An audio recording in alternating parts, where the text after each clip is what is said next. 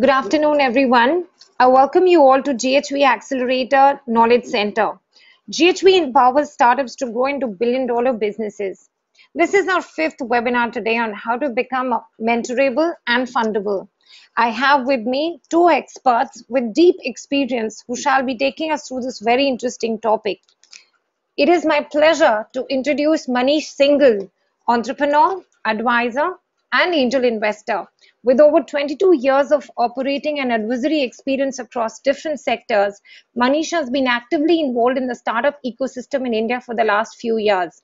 He co-founded letsventure.com and led it to become the leading marketplace for startups and early stage investors in India in a very short span of time. He's a keen mentor of startups and loves working with them as an advisor, angel investor. Recently, he was rated as one of the top angel investors in India by VC Circle. Welcome, Manish. We also have with us Anurag Kapoor. He is the executive director and co-founder at GHV Accelerator. In his previous role, he was the founder and managing director at Megstrat Consulting, an integrated research-based consulting company. After establishing and growing his venture, he moved from the role of an entrepreneur to his current role of enabling entrepreneurs. With more than 10 years of experience of working with corporates, Anurag is an MBA from International Management Institute, New Delhi. Over to you, Anurag, to take this forward, please. Thank you.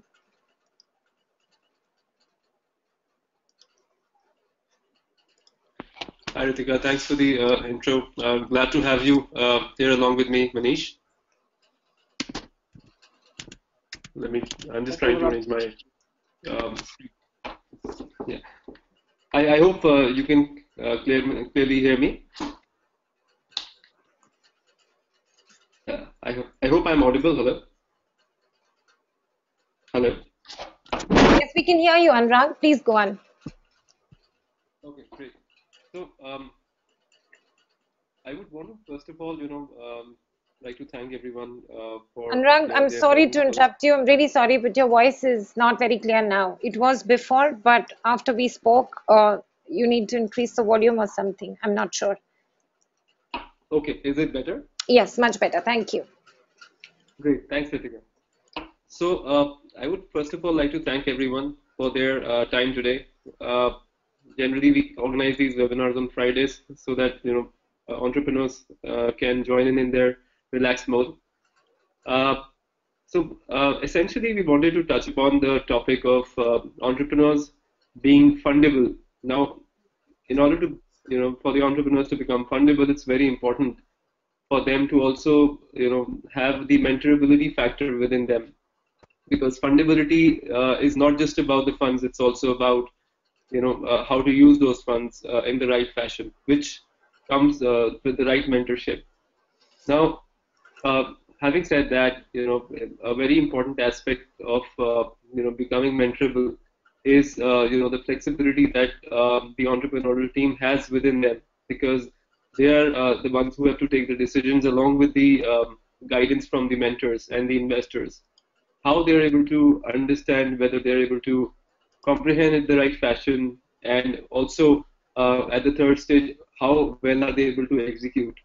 This is the most important and key aspect, for the entrepreneurial team to become mentorable and hence fundable. So when investors evaluate a startup, or when mentors also evaluate a startup for mentoring, they also see the factor whether is there a decent level of chemistry. Do the entrepreneurs understand the value that the mentors are bringing in, except for the money part?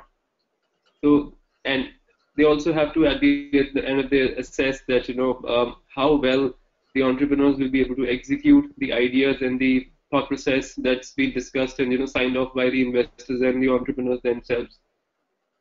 Generally, what entrepreneurs believe is it's not just money, it's also advice that they bring in, which is a valid thought process, but it should never be only a one-sided game. It should be a two-sided communication. It should not be an acceptance, suggestion and acceptance mode. It should be a mode wherein entrepreneurs are being advised by the mentor, and they have every right to you know uh, come up with their ideas and critical reviews of the suggestion. That's how a constructive brainstorming would lead to the right direction for a venture. Secondly, in even our criteria of test POC of evaluating startups at GHP Accelerator, mentorability is an important measure of the component T, which is team, because team may not be ready with the right business model yet, or maybe the right product yet, but if the team has the mentorability quotient, if they have the attitude to be able to pivot their model or to change it to the level or maybe enhance their vision, then that's what interests the investors and the mentors the most. Further, I think mentorship is not just this is the most important. People believe that mentors are only required at the initial stages. Um, However, I would want to disagree on that. Mentorship is probably for everyone who's doing anything new, and for that matter, whatever we do in our own ventures, every day is new, right? So challenges vary at every stage, whether it's an early stage, whether it's a growing stage or a mature stage or even a declining stage. The challenges vary. So for handling different kind of situations at every stage, mentors have the right kind of expertise to guide them. Definitely, it's on the entrepreneurial team to have the right mentors, because the essentially the point is that they have been there and they've done that, so they are able to best guide you in these situations. So that's essentially what I wanted to talk about, and also I wanted to hear Manish's pointers, because I think I can bring in the expertise to a certain level, but Manish would be the best person to enhance the um, quality of inputs on this aspect. So over to you, Manish. I'll request Ritika to change the presentation mode to Manish's screen now. Sure. Thanks, thanks, Anurag. I think yeah. Manish, sorry, please carry on. Please carry on. Welcome to the webinar. Thanks for inviting me over. Uh, just one sec. Yeah.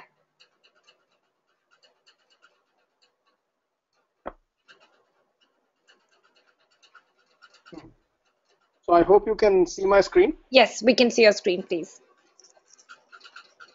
So thanks, Anurag. Thanks, GHP, to have me over for this talk. It's one of my favorite topics, right? What is mentorability? How does it relate to funding?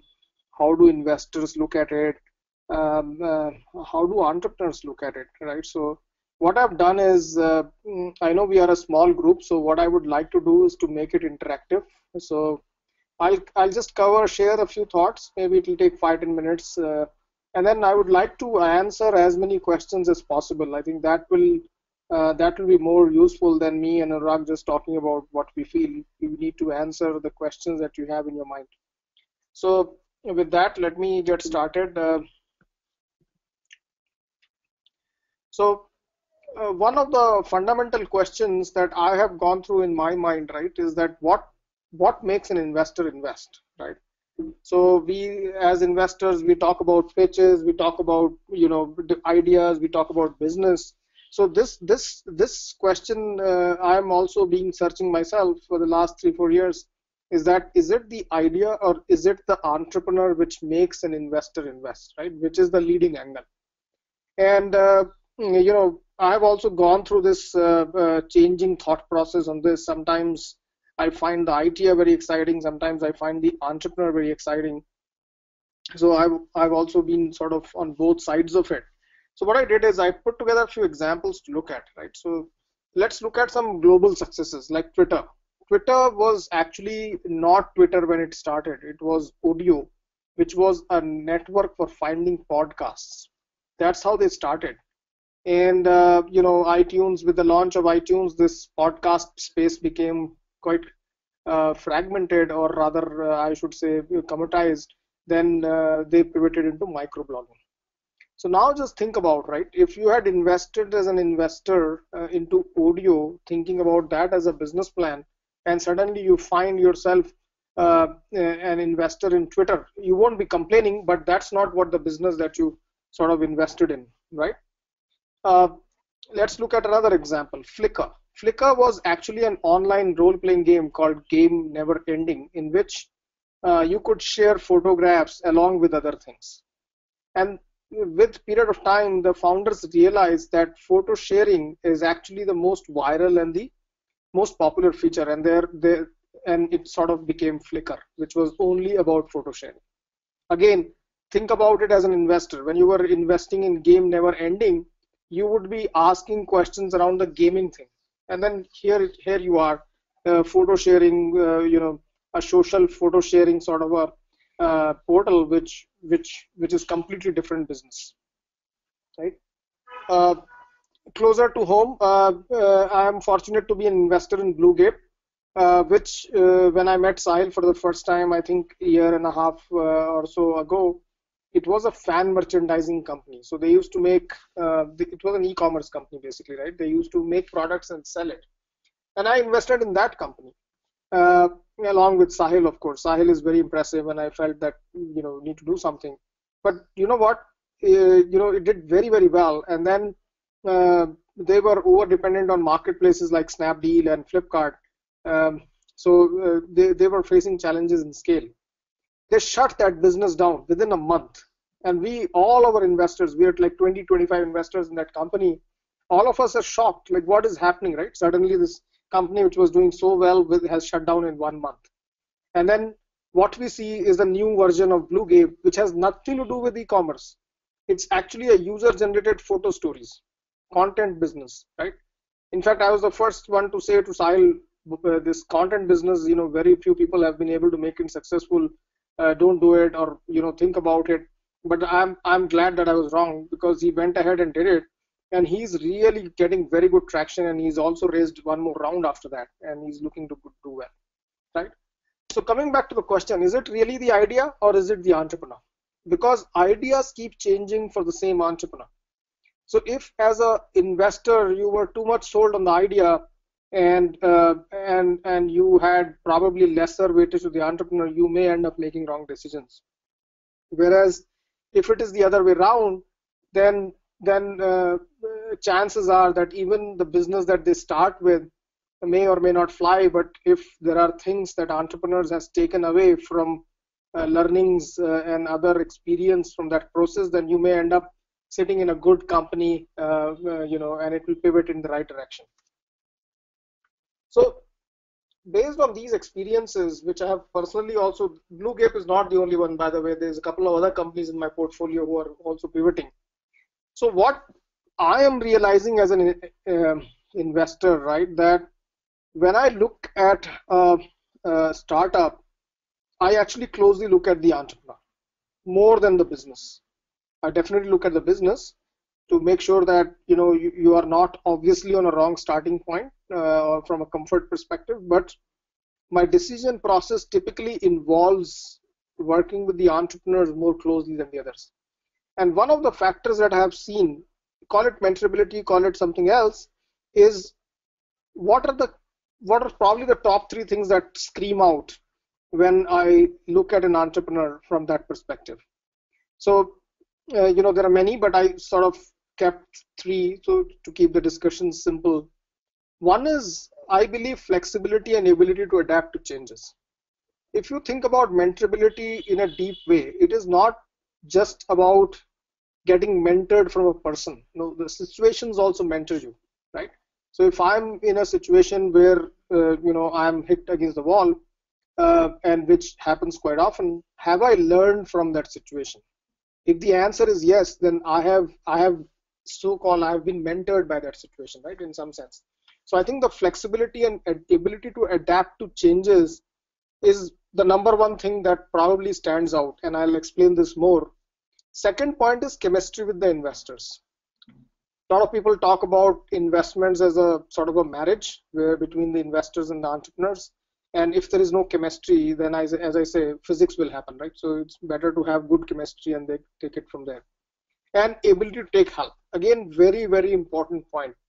I've worked with many entrepreneurs who are very good. And since they are very good, they sometimes hesitate to take help. And I've worked with entrepreneurs who are good, may not be very, very good, but their ability to take helps make them far more superior than very good entrepreneurs, because then the network knowledge starts to come into play, right? So let's look into all of these aspects one by one, and then I'll open for questions. So what is flexibility and adaptability when it comes to entrepreneurship? I think one of the things is to ability to go with the flow.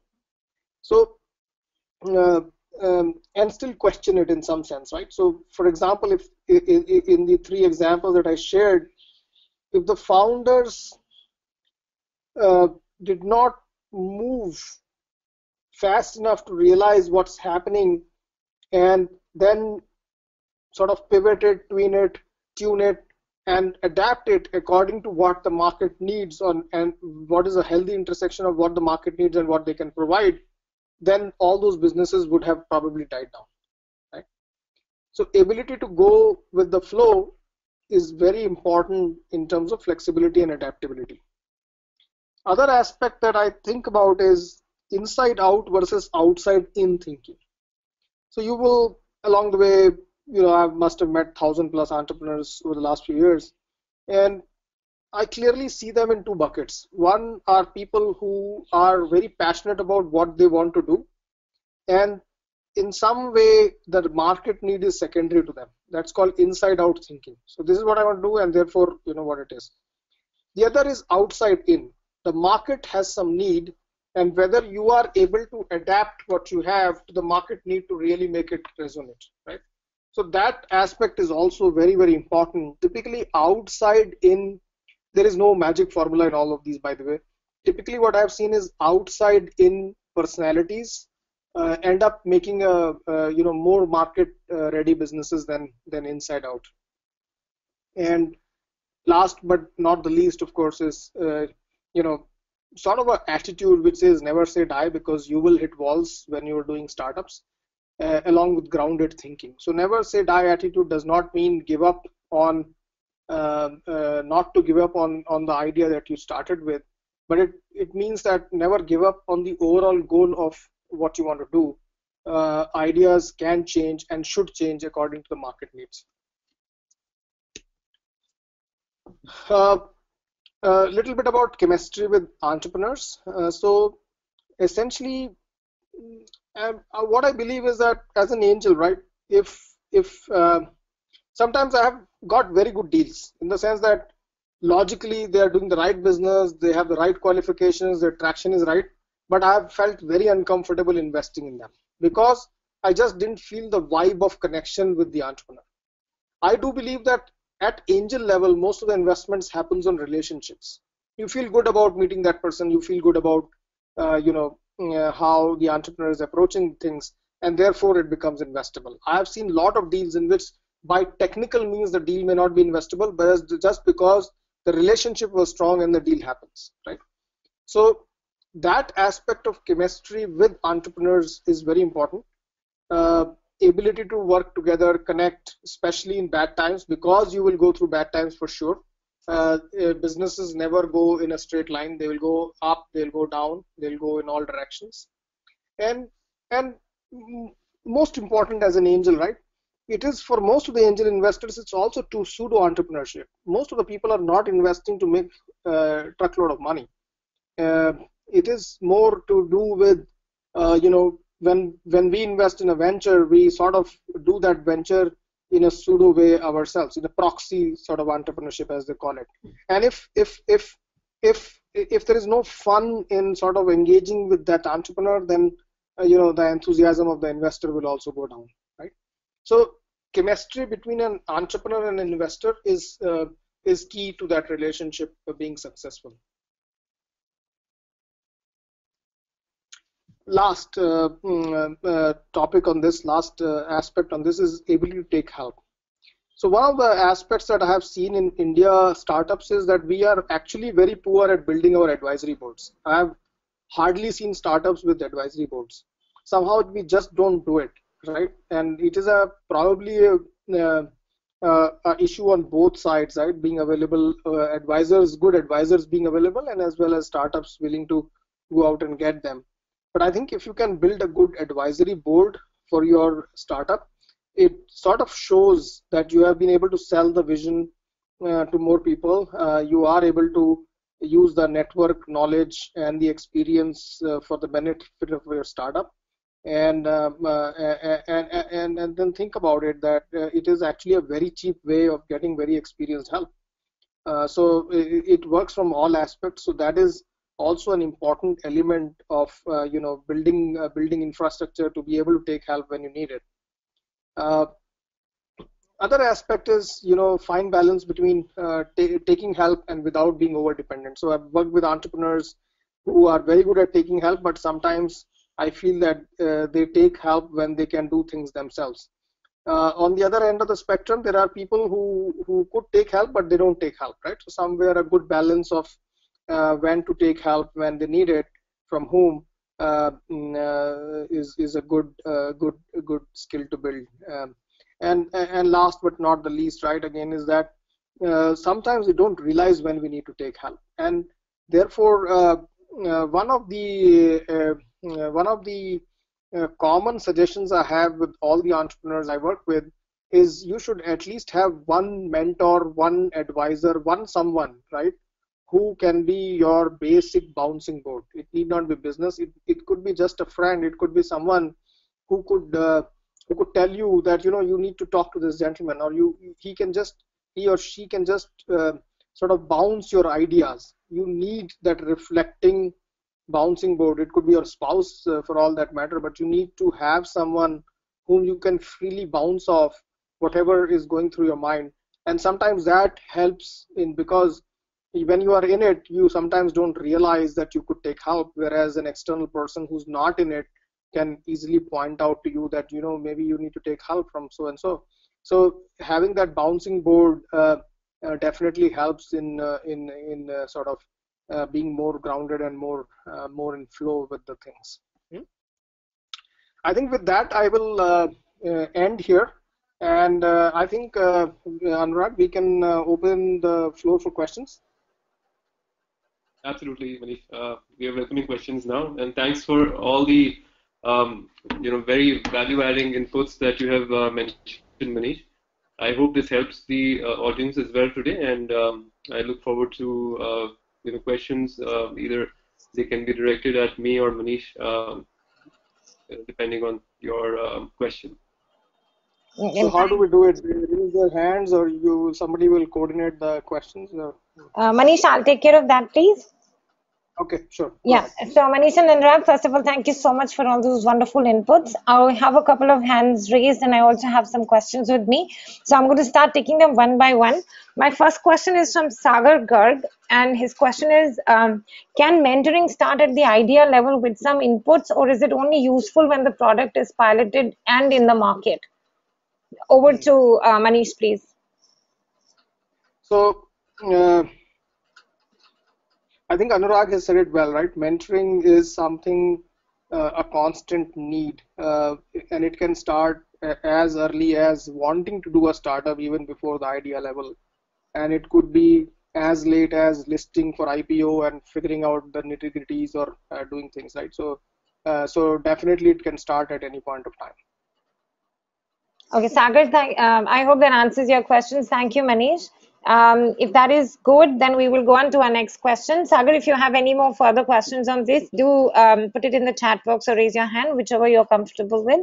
Our next question is from Dheeraj Tandon. He wants to know that, Manish, if I have to convince you to invest in an idea, what do you expect in the detailed business plan? Wow. Uh, that's slightly out of topic here. No, I actually don't need a good business plan. I need sort of a summary, and I definitely need to meet the entrepreneur. Yeah. Okay, so I guess this entrepreneur is going to be on their way to meet you very soon. Okay, here's another question that we have from Sandeep. He's saying that how do investors approach challenges when they face incoherence with founders? What do you think about the case study of housing CEO Rahul Yadav versus investors? So this is a very, very controversial question. And I'm not sure, Manish, how you'd like to answer that, but all the same, the question's over to you. So I didn't get the question. Can you put the person online and Yeah, he of can course. ask? 1 second, let me check because they've just put it in the chat box. Sandeep, if you'd like to speak up, I'll just unmute you and you can ask your question directly. 1 second, please.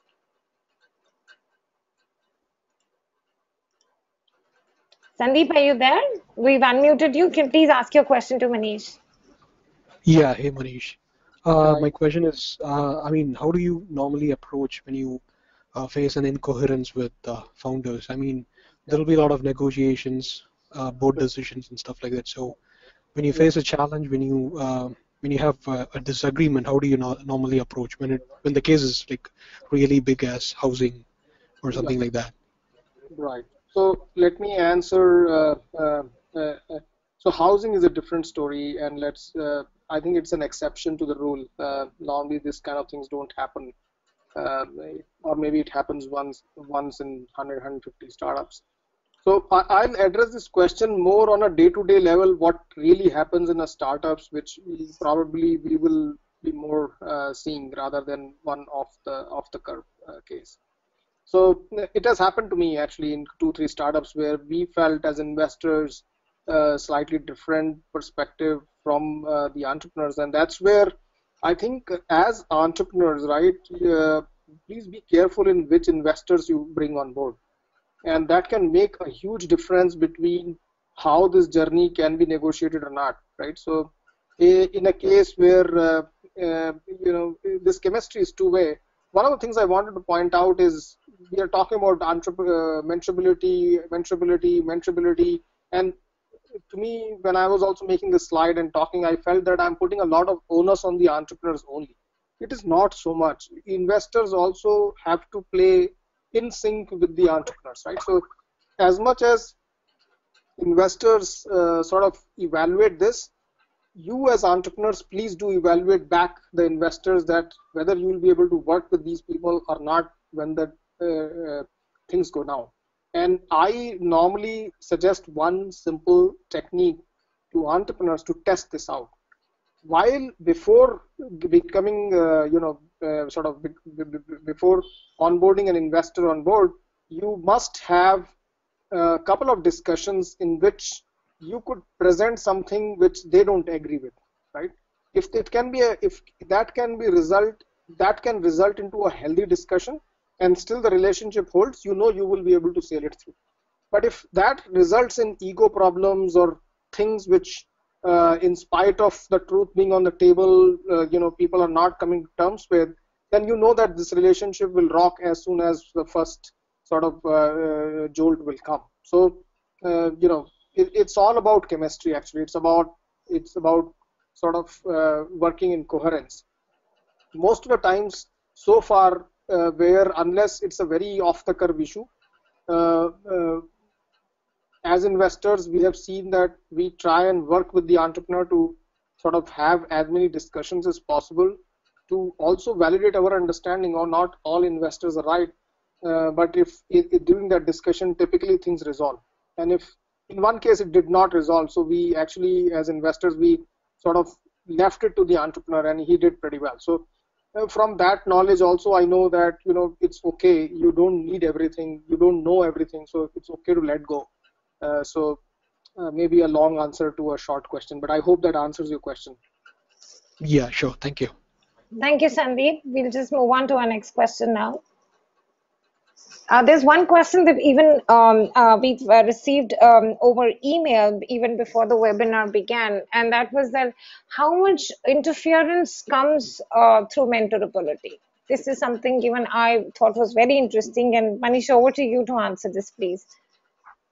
Yeah. So again, if you again, it's a two-way process, right? So it's like a uh, if mentoring is becoming an interference, then that is no longer mentoring, right? So maybe you should walk away from that relationship when it starts to begin that way. I think mentoring is about being a sounding board from a mentor perspective. Right. From an entrepreneur's perspective, it is about uh, sounding ideas off, not to just get a yes from that mentor as a stamp, right? So that problem also happens. As an entrepreneur, you have something, you want to bounce it off with a mentor, and you will put it in such light that you are only willing to hear a yes from the mentor. That's not mentoring. So I think openness on both sides. Entrepreneurs have to sort of bounce it off with an open mind. Mentors have to give their suggestions with a very, very big component of a let go. So it requires work on both sides. Right. Thank you, Manish. We'll move on to our next question by Anurag. Anurag says that, would you recommend choosing a mentor within your industry or within a specific business function? Example, sales, HR, finance, etc. Yep. It's a very good question. So how I look at it is very simple. So uh, in my bucket, there are two kinds of mentor. One is I call as a personal mentor, and one is business mentor, right? So as I was saying towards the end, you should definitely have a personal mentor, somebody who's sort of you are very comfortable with. You can bounce off any things that you're going through, man. So that one can be from any industry, anything. It's just a chemistry thing, right? Where you feel comfortable that the person can ask the right questions to you to be able to see where you are going. On the business side, if you already have some natural flow mentors, do use them, no problem. What I mean by natural flow mentors is mentors and people you meet in the natural flow of the business. But let us say that you don't have one and you're looking for a mentor. Then how do you look for a mentor? So that's the spin I would like to give to this question. And in that case, it is similar to hiring. So you sit down and see, okay, I'm strong in technology, but I have a gap in marketing. Or I'm strong in marketing, I have a gap in sales. I'm strong in sales, but I have a gap in people hiring, right? So you basically figure out between the founders where the major gaps are, where you need help. And mentors and advisors, then you can go after and get those from your network who can add value. As I said, advisors, formal advisors on the board who can really give you some time are a very cost effective way of increasing professional bandwidth at the top level. Okay. And Anurag has a follow-up question on that, that would you recommend networks where we can access mentors? Yeah, sure. It's a discovery process today, right? So LinkedIn and all these things. Only I would say is that it's after the discovery is done, do engage in some dating before you sort of take it forward, right? So that chemistry bit, that value bit has to be identified. And one of the things often say is entrepreneurs should at least have 3 meetings with the advisors without any commitments on each side, or the advisors, potential advisors. In those 3 meetings, you will be able to see, first of all, whether the person is able to give the time and whether the person is able to give suggestions and bounce off ideas you have, whether the person pushes too hard or it is of a more let go process, and whether that person can handle with you some controversial discussions without being overbearing, right? So typically in 2 to 3 meetings you could sort of test that out, and then you could go ahead and do that. As I said, getting a mentor on board is very similar to the hiring process, just that the mechanics are slightly different. Right, right. Moving on to our next question from Rishabh Bohara. He's saying that as a startup working towards building a prototype, how much interaction should we expect from the mentors? Should they be the go-to persons for everything, or is it better to learn via the alpha beta testing? Yeah. So uh, they are not the go-to person for everything. That is where the overbearing on help comes, right? Most of my successful relationships have been where people are doing their best ability and they come back and bounce that, okay, we did this, we learned this. Are we on the right track? Do you have any other ideas? So it is about making the next level of refinement, but the basic thing has to be shouldered by the entrepreneur. Okay. Thank you, Manish. Moving on to our next question, we have a question from Vinay. And his question is, if business model is transaction based, how can we prevent customers reaching service providers directly? Kind of backdoor. Example he's given is, how does Airbnb solve the problem of customers contacting house owners directly? Yeah. It's a good question, right? And Mm, I can answer that in a generic way, but I would like to know what business gentleman is doing. Maybe you can put him online Sure. and I can answer that in his context. Right. Vinay, if you're there, I'm just going to unmute you. You can ask your question directly to Manish. Please specify or tell me a little bit about what business you have in mind. Vinay, can you hear us? Vinay, are you there? We've unmuted you. Yeah, can you hear me? Yes, we can. Please ask your question. Yeah. So, hi Manish. So, uh, right now we are working on a startup like where we meet where we will link the institutes with the students. Okay. All right. So we are facing this backdoor problem. So is there a way we can prevent that? Yeah. So the short answer is no, right? And let me give you a slightly longer answer. So when you mentioned the Airbnb case, right? So let's take that as an example. So as a traveler, I am actually looking for many different options, and there will be some leakage, right? So if I'm going to the same place again and again, I may want to directly do it. But there are some logistical hassles that Airbnb solves, and that becomes their sticky point, like payments, like verification, and stuff like that. But I'm pretty sure they are also facing a leakage. But the thing is that they are solving this problem at such a big scale that that amount of leakage does not matter to them in the overall business, right? Uh, Now, in the case of students and institutes, first of all, please do look at some other startups in this space. So it's a little bit of a crowded space. There is India College Search, there is Freshers Word, there are a whole bunch of people, and I'm sure that you've figured out your own recipe in it, which sort of makes you stand out. Uh, the So two answers to that. Number one is you will face some leakage. There is no doubt about that. Second is that to prevent some leakage, what you need to do is to build some USP within the platform or in your offering that there is an incentive for either of the parties to come back to you, right? So Airbnb's the homeowner's incentive is that they can attract more customers. The same customer going on Airbnb has an incentive because they can access a lot more properties in other areas, or in the same areas they can access some other properties. The payment becomes easy and things like that. So there has to be some binding factor which makes the user return to your platform. Otherwise, that marketplace becomes hard to monetize. You will still be able to scale it. Yeah. Okay. Thanks. Thanks a lot, Manish. Thank you, Sudhanshu. Okay, so Manish, we have one more question which is sent to us over mail. And it says, Sure. what can be the deficiencies that we may have to overcome if the mentors don't show any interest in mentoring us? What are the deficiencies that you need to overcome in case the mentors don't want to mentor Don't, you? yes, they don't show interest in mentoring us. I think this is a good question in some sense. So I think see, entrepreneurship is about two things: about creating value, uh, and second is about being able to articulate and market or sell that value to someone else, right? If you create a value and just keep it under wraps, then how would you ever scale it?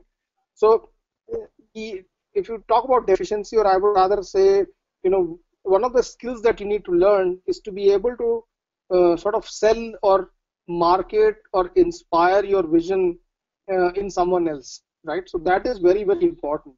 So if you are not able to attract good mentors to you, maybe you will also struggle to build a good team, and that is very, very important. So the thing that you probably need to work on is to see whether you are able to articulate the vision, in a way which people feel excited about, and do you have a vision which they feel excited about, or as an entrepreneur are they excited about, right? So there has to be some excitement uh, that you should be able to generate in the mentor's mind to feel, okay, my time is well spent. As you know that mentoring is sort of it's not for business ever. it's mainly paid forward sort of model. You may give him some advisory equity, but that normally doesn't cut it from a business model perspective. So the mentor is basically looking to come and work with you because they feel good at the end of it. If they feel not good at the end of it, then what's the point of mentoring, right? So that is the feel good factor, that is the chemistry factor, that is a sellability factor from your end that needs to go out the mentor, where they feel enriched and they feel good about spending time with you. Okay. I agree, Manish. In fact, on that point, I think it's also important. There's an evaluation also which may be required from the entrepreneur in this case, that are you approaching the right entrepreneur? Is it? I hope it's not because the entrepreneur is in a different space and the mentor feels that he's not appropriate to mentor them. And also, another aspect is that, if the business model is not enticing enough, if the mentor doesn't share the passion, um, or maybe doesn't tie up to the vision. So there may be multiple reasons around it. Ritika, what I would suggest you is, if you can let me know, and we'll be happy to reply to him on the mail also. Of course. I would probably believe that there may be more nitty-gritties to this question, which we can always take offline as well. Sure, sure. I'll mail it to you. And then moving on to, we still have one more question from Sudhanshu. And his question is that I have started a startup on my own. We have an initial prototype in the market that is being tested. Already, I have a personal mentor. Is it important to find a partner to become mentorable and fundable? I have read that investors prefer a team rather than an individual founder. Would, Sure. Yeah, go ahead. yeah, so that was a question. Do you want me to repeat it, Manish? No, I got it. So essentially, the idea is that you have a mentor, but you are looking for a co-founder, and how important that is for funding. Yeah, yeah. So, see, it's like this. As an investor, right? One of the things I say in my workshops when I do for investments is, uh, when you are faced with a question of how an investor will look at it, please put yourself in the investor shoes, and things become very, very clear. So let's say you are an investor, and you get a startup with a one founder or a two founder, let's say doing exactly same things, where the risk is less, right, in investing. So clearly the question answer there in that case is that two founders would have lesser risk because they will bring complementary skills, they will hopefully cover more areas, and if God forbid something happens to one of the founders, then the other founder is there to take it over, right? So that is the typical scenario how the investors typically look at it. However, single founder companies are also getting funded, and most importantly, you can't see, sometimes the venture starts and you already are a couple of founders and then it becomes easy. But suppose you have started alone and that's your reality. So now you need to do, you can't really produce a co-founder from somewhere. You could get one. So what you should do in that case, if that is your reality, is to build a good team. And if you have a good team, let's say something happens to you, there is a people to take over. There are more people to cover different aspects of the business, which are typically a co-founder brings in. So short answer, don't worry about how investors look at it, but worry about how you will run that business, and therefore what you need to do for that. And maybe build a good team, maybe hire a couple of senior people, if not a co-founder, and then also things will look different. Yeah, I think that was a very good answer. Yes, thank you, Manish. Moving on to our next question from Anurag Venkat Krishnan. I think, I'm sorry, can't read the name completely. So his question is, how do you determine the value stake you offer to the mentor? Is it again determined by a chemistry between the two parties, or can we have a more structured valuation technique? Manish? Yeah, yeah. So this is a so I'm assuming this is about how much equity stake you can give to the mentor, right? I think so. I'm not sure. I guess that would be the question. Anurag, if you're still there, could you type it in the chat box, or I could just unmute you 1 minute. Okay, Anurag's also got his hand raised. 1 second, I'll just. Anurag, can you hear us? Yes, hi, Kritik. Yeah, okay, please go ahead. Yeah, hi. Thanks, Manish. Yes, Manish, it was basically regarding the equity that I have to divest with the mentor for Yeah. this service. Is the mentor investing in your business? No, not as of yet. But for his mentorship, he was indicating a kind of an part equity stake too. Yeah. So determining on the percentage, I needed to, it would be more on a personal basis or something that we can work out on financial terms. Sure. So I'll give you two answers to this, right? One, you could compute it as well, right? So let me first tell you how to compute it.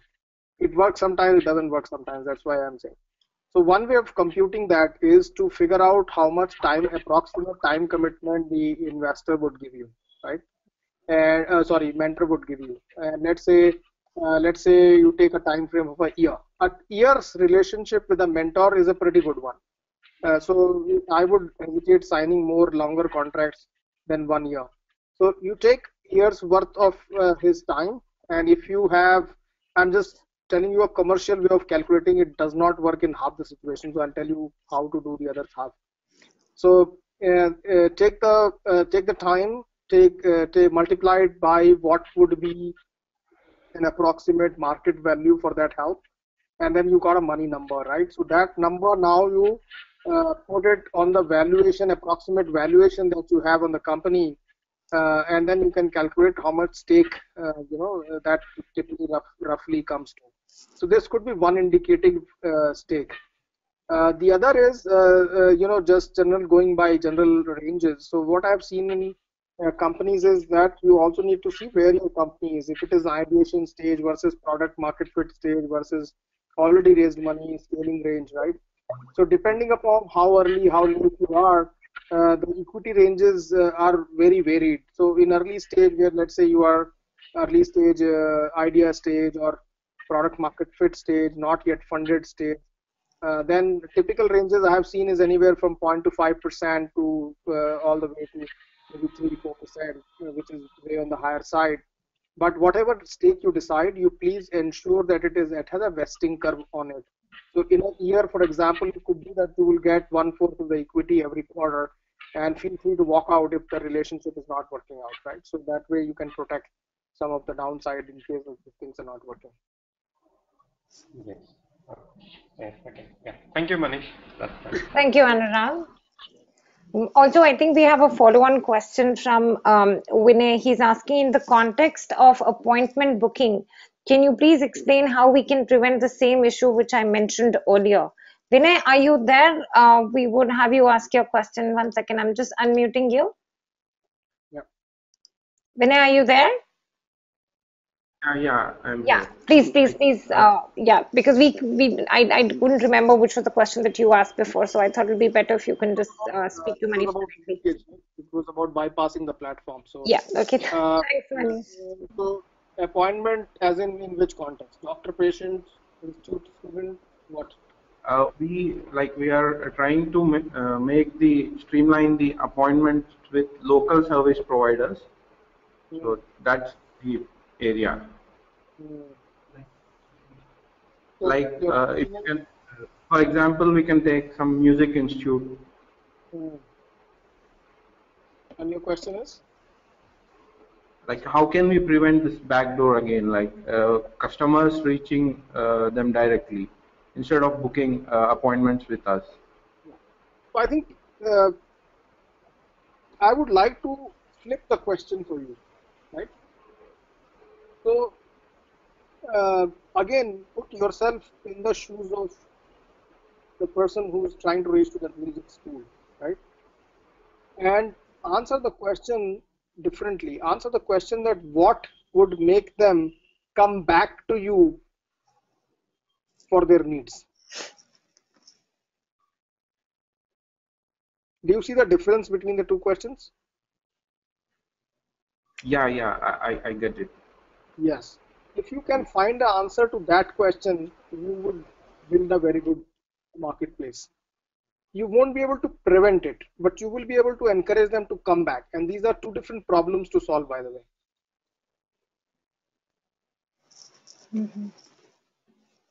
Okay. Are you with me, Vinay? I was looking for the ways like what can we do, like in what direction should we work on? Yeah. So that's what I'm saying. Find out what will make them come back. Talk to them. Do some experiments. I don't have ready-made solutions for you. I can tell you what to work on. Then, because in your context, you will find the right solutions. Okay, sure, sure. Thanks. By the way, this is another thing about Yeah. mentoring. So then A lot of people approach by saying that tell me the solution, but no mentor can actually tell you the solution by far. Probably they can help you find the right question for which you need to find the answer for. Yeah. Yeah. Thanks a lot. Thank you, Vinay. Thank you. Also, Manish, we have another question that came to us on the mail. It said that what if mentors are not able to help in certain challenging situations? There is obviously no going back then. So, what does a startup do then? Yeah. So mentors will not be able to solve all the problems. In fact, and that is the assumption you should work with in the beginning. So, and that's where I believe that a broader base helps. So, for example, companies with having a board, some 2, 3 people who are engaged with the company, a couple of investors, one mentor, or other people. So, I think if you broad base it, then you would definitely find a solution coming from some of them. But don't expect one person to solve all your problems. No. Yeah, right, right. Thank you, Manish. Also, we have one more question from Dhiraj. It says that if I don't have financial backup and I want to jump into my own venture, will investors help my daily basic day-to-day expenses if I left my job and gave full devotion to the startup, to the venture? You understand. So, yeah, it depends upon the kind of investment you will be able to raise. So, typically in India, what is happening is at idea level or when you just start off, then typically you are not able to attract funding. So, uh, but if you jump off and then you are able to do something with your venture idea to an MVP to some basic traction, then I'm sure you will be able to attract funding. So once you attract funding, then you will be able to pay a basic salary to yourself, depending upon how much funding that has it has been has been raised. So let's say the funding is between 50 lakhs to 1 crore or something like that. Then till about 3 to 5 crores as an angel sort of a funding. What I have seen is typical salaries range from what you actually just basic needs, maybe 40,000 rupees, 50,000 rupees, a lakh rupees, lakh and a half rupees per month, right? That is a typical range. Once you raise Series A, of course, then the salaries can be nearer to your market salaries. So in short, you may have to be prepared for some time for no salary, but after that, if you raise funding, then you should be able to take a very small paycheck which just covers your basic needs. Right. Thank you, Manish. Our next question is from Parikshit Dutt. He wants to know how do you gauge the market interest of an idea? How do you gauge a market interest of an idea? So I think by doing it, right? So uh, Right. so if you're talking about market research, then you could always do some market research, look at other startups in that area, talk to them, talk to some people who have been in that business, right? So you could do all that groundwork to be able to gauge some sort of potential. But I have seen is that unless you launch it, you don't really know what the potential of it, because you could bring a different flavor to the market. So, there have been a lot of cases where, the ventures which have launched later have have done better than the ventures who have launched first, right? So, there's always a space, provided you are willing to go out there, learn from the market, and make it really customer centric, and then take it from there. The Right. short answer is unless yeah, you do it, you don't know it. yeah, Manish. In fact, on this subject, I think I'd like to also add another point, which is that when a startup or rather when an entrepreneur looks at its idea, I think it's also very important that the market research is required. The market research may not just for the aspect of looking at whether to go ahead with that or not. It sometimes helps in tweaking your idea also. It always helps to understand if you're going ahead, then how to go about it. If you're not going ahead, then what best next thing you could think of. So it's not always, so definitely a market validation is required, but it also adds value in terms of tweaking your business model to a level where it becomes doable at times. Right. Thank you, Anurag. And I think we have time for yet one or two questions more that just seem to be popping up. So there's one question from Abahu Behra. Her question is, what is the best strategy for creating the supply side of the Airbnb model? Hmm. Can you put the person online, please? Yeah, Mabu, are you there? Can I just unmute you? 1 second, please. Okay. Are Mabu, you able to hear me? yeah, we can hear you. Please ask your question. Yeah, Hi. yeah. Manish, basically we are a startup related to pet industry where we connect pet owners to the required pet sitters across India through a Mm-hmm. online portal. Mm-hmm. So basically, in our model, pet owners are definitely when going for vacation, they are looking for a place where they can board their dogs, where Correct. they will get personal care. Correct. So getting the demand is easy for us, but getting Mm-hmm. that supply, like people who will love to, take other people's dog and treat them as part of their family. I mean, how we'll go for that? Yep. What have you done so We are far? currently Mm.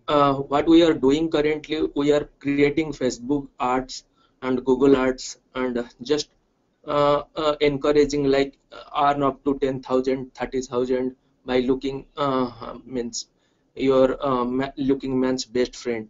So in Yep. that way, we are getting some tractions. Yep.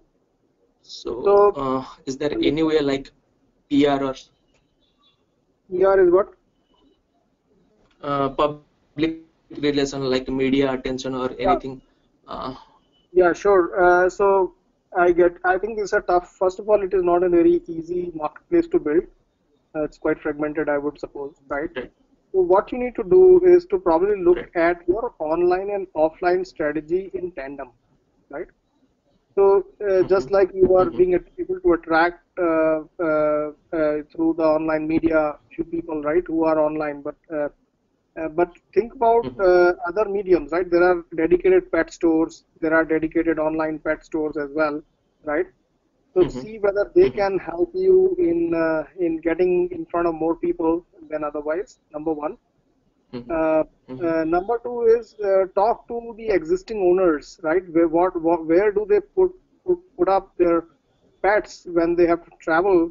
You have been around mhm, only now, but where they have been traditionally doing it, right? From there, you may get some more sources of people who want to board, right? And then work with them to see how you can attract for more, right? mhm, So this is number one. Number two is uh, have some sort of a referral scheme or referral incentive for mhm, especially on the demand supply side, right? As you said, your mhm, supply side, demand side is all right, you know.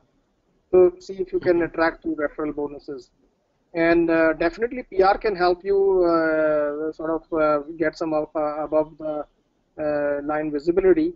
Today it is very mhm, easy for startups to get featured in your story and other mediums, online mediums to get this thing. But some of these combinations you can try and see what works, and then focus on what is working more mhm. for you.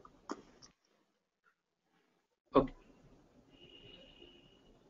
got it. Thanks, Manish. Okay, thank you, Mabu. One last question. I think we'll just take that up, and then the rest of the questions we can probably answer on mail.